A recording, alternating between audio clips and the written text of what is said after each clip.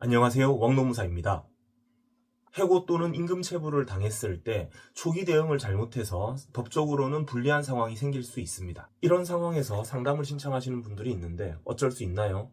구제 신청해도 승사는 거의 없습니다.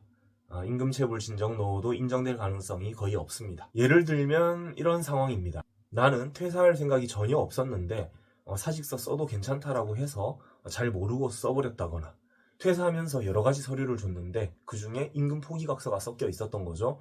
그런 곳에 서명을 했다거나 억울할 수 있습니다. 하지만 노동위원회나 노동청을 통해서 해결하려고 해도 상황이 불리하죠. 이럴 때 저는 너무 억울해요. 뭐라도 해보고 싶어요. 복수하고 싶습니다. 이렇게 말씀하시는 분들이 있습니다. 그래서 오늘의 주제는 악덕 사업주에게 복수하기. 그럼 복수란 무엇인가? 원수를 갚는 것이 복수네요. 그렇다면 원수란 무엇인가? 원한이 맺힐 정도로 자기에게 해를 끼친 사람이네요. 그럼 원한이란 무엇인가? 억울하고 원통한 일을 당해 응어리진 마음이 원한입니다. 사업주에게 속아서 불리한 서류들을 쓰고 나오면 억울하고 원통하죠. 이런 마음을 갖는 것이 바로 복수. 솔직히 이 영상이 좀 욕을 많이 먹을 것 같긴 하지만 진짜로 악덕한 사업주들이 있거든요. 그 사람들을 대상으로 어떻게 우리가 할 수 있는지 지금부터 시작합니다. 근로계약서는 반드시 일 시작 전에 작성되어야 합니다. 며칠 일을 시키다가 사장님이 좀 마음에 안 들어요. 그래서 나가라고 했는데 사실상 해고죠. 구두로 해고를 한 건데 안타깝게도 사직서를 써버렸습니다. 이렇게 되면 웬만해서는 부당해고 구제 신청은 좀 어렵다고 봐야 됩니다. 하지만 이럴 때도 노동청에 근로계약서 미작성으로 신고할 수는 있습니다. 단 하루만 일하고 하루 만에 잘렸어도 근로계약서 미작성으로 신고가 가능해요. 그래서 사장님 입장에서는 일 시작하기 전에 무조건 근로계약서부터 쓰게 해야죠. 간혹 일용직을 주장하는 사장님들이 있는데 훨씬 위험합니다. 이 사람 하루만 일하러 온 사람이다. 하루만 일하고 나갔는데 무슨 근로계약서 미작성이냐. 과태료만 200 맞고 벌금까지 내야 할 수 있어요. 근로계약서 미작성은 정규직에 비해서 알바나 단시간 근로자, 계약직 이런 노동자들을 더 보호하고 있습니다. 더 사업주에게 강한 처벌을 해요. 그래서 사업주는 반드시 일 시작하기 전에 근로계약서를 써야 하고, 쓰지 않고 퇴사해버렸거나 해고했거나 그렇게 되면 이건 사업주의 약점이 됩니다. 그리고 근로계약서를 작성했더라도 필수적 기재사항이 빠져있으면 마찬가지로 노동청에 신고할 수 있습니다. 근로계약서를 쓰고 억울하게 퇴사한 상황이라면 필수적 기재사항, 근로시간이나 휴일, 휴가에 대한 내용들 빠져있는지 살펴봐야겠죠. 다음 임금명세서입니다. 임금명세서, 흔히 급여명세서라고도 많이 부르는데요. 급여명세서를 교부하지 않으면 과태료 나옵니다. 과거에는 신고가 들어와도 시정기간을 14일 줬어요. 그래서 14일 이내에 다 작성해서 교부해버리면 과태료가 안 나왔죠. 그러나 이제는 노동부 행정해석이 변경되었고, 신고인이 시정을 원하지 않는다, 나는 급여명세서 받는 걸 원하는 게 아니라 과태료 부과를 원한다 라고 하면 시정기한 없이 즉시 과태료 부과가 가능합니다. 따라서 사업주 입장에서는 급여명세서를 주지 않은 달이 있거나 한 번도 주지 않았거나 하면 시정할 수 있는, 만회할 수 있는 기회가 없이 바로 과태료를 맞을 수 있죠. 약점이 됩니다. 급여명세서 미교부는 1회 위반에 과태료 30입니다. 그런데 1년 동안 근무했는데 한 번도 안 줬어요. 그럼 1년 12달 30만원 곱하기 12개월 하면 360만원이죠. 360만원 과태료가 나갈까요? 너무 많은데? 하지만 이것도 고용노동부 행정해석이 있습니다. 수개의 질서 위반 행위에 대해서 각각의 과태료를 부과하는 것이 원칙이라고 합니다. 고용노동부 공식적인 입장은 매월 발생하는 임금명세서 교부 의무를 위반하는 경우에는 각각의 과태료를 산정해야 할 것이고 이렇게 말하고 있습니다. 따라서 조사 과정에서는 감독관들마다 좀 다르게 이거는 30만원 밖에 안 나갑니다, 이렇게 말할 수도 있겠지만, 행정 해석을 정확하게 제시하면서 과태료 전부 다 부과해달라, 1년이면 360만원 부과해달라, 이렇게 주장하실 수 있죠. 노동청에서는 대부분 판례보다 중요시 여기는 게 고용노동부 행정 해석이거든요. 1년이면 360만원, 빡세죠? 다음 4대 보험 소급 신고.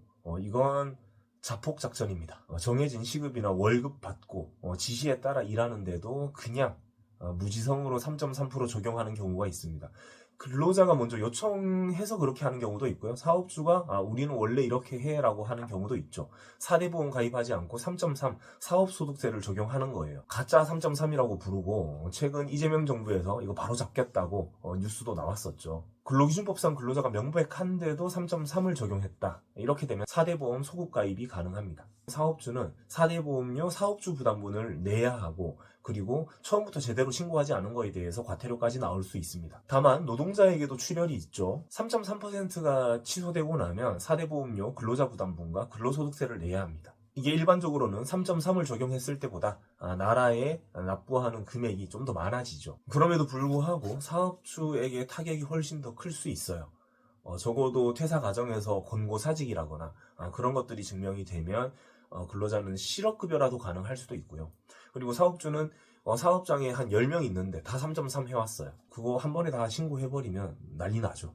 그래서 사업주가 나를 속여서 내가 불리한 서류를 쓰고 나왔을 때 너무 한이 맺힌 노동자들은 이 사대보험 소급신고 하기도 합니다.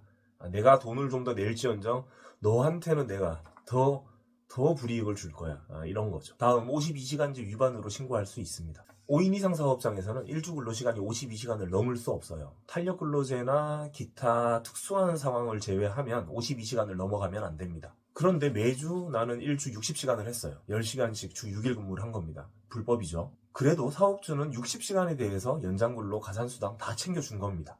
이렇게 되면 노동청에 신고해서 내가 더 받을 금액은 없어요. 52시간 위반한 것과 별개로 어쨌든 돈은 다 받은 거예요. 그래도 노동청에 52시간제 위반한 것 자체를 처벌해달라고 요청할 수는 있습니다.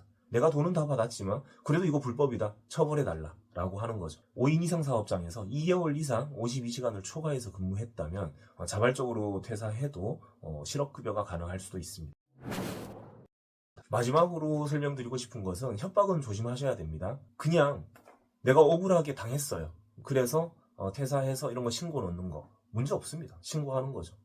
불법을 신고하는 게 문제가 있을 리가 없죠. 그런데 이런 사업주의 약점을 이용해서 딜을 하려는 경우에는 조금 문제가 생깁니다. 조건부로 말하면 많이 위험해요. 예를 들어서 내가 임금 포기각서는 썼지만 그래도 당신이 나한테 줘야 할 돈이 원래는 이거였다. 1,000만 원. 1,000만 원 주면 내가 근로계약서 미작성, 급여명세서 미결구 신고 안 할게. 안 주면 신고할 거야. 너무 조건부죠? 고소당할 위험이 너무 큽니다.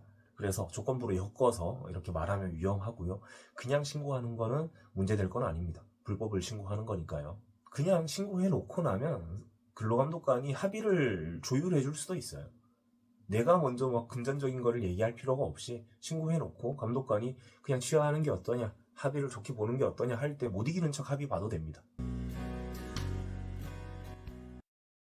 네, 여기까지 사업주에게 약점이 될 수 있는 몇 가지 내용 설명드렸습니다. 설명드린 것 외에도 10인 이상 사업장에서는 취업 규칙이 있어야 되고 30인 이상 사업장에는 노사협의회를 설치해야 되고 이런 것도 안 하면 신고가 가능합니다. 왕노무사TV 보시는 분들은 굳이 사업주에게 복수할 일이 없도록 사전에 노동법 기초 지식을 잘 쌓으시고 애초에 법적으로 불리한 상황으로 몰리지 않도록 해야죠. 퇴사를 원하지 않으면 사직서 쓰지 말고 근로계약서 등 서명을 해야 할 땐 항상 신중해야 합니다. 서명하는 순간 다 인정하는 거예요. 그럼 다음 시간에 또 만나요.